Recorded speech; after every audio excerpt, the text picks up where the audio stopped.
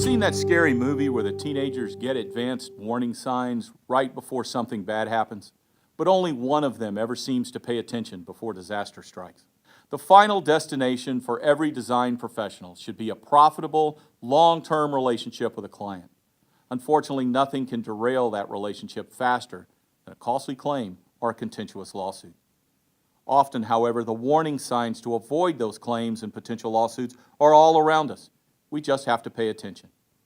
The list of potential warning signs can be endless, but here are a few key ones to watch for. Vague terms in the specifications and contracts should raise red flags immediately. Poorly worded contracts can be avoided before a contract is signed by taking advantage of contract review service. The best way to avoid the risk of future claims and lawsuits is to choose your clients carefully. Before agreeing to take on a new project, do some research. Does the owner possess sufficient experience and resources to take on this project, especially if it may require new technology or new construction methods? Is the owner over-leveraged or underfunded? Pulling a credit report should be standard practice for every design professional before taking on a project from any new client. Companies rarely change their culture during a project.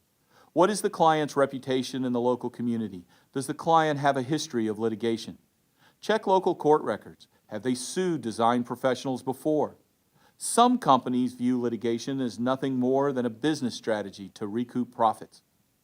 First impressions during the contract negotiation should not be ignored. Is the client negotiating fairly, or is the client being overly aggressive?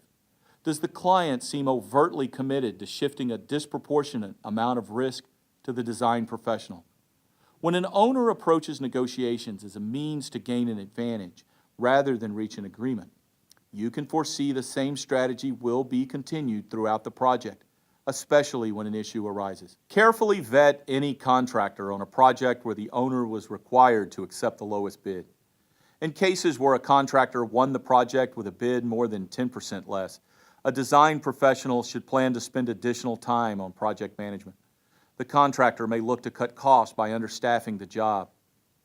Immediately become concerned if an excessive number of design changes begin to occur.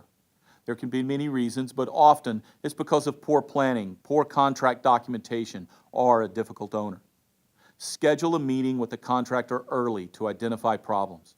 Develop an internal process for documenting all design changes. Confirm the scope of work for any design change is clearly defined in writing. Confirm every change is authorized by the owner. Getting paid should never be a problem that arises on a project, but unfortunately it happens too often.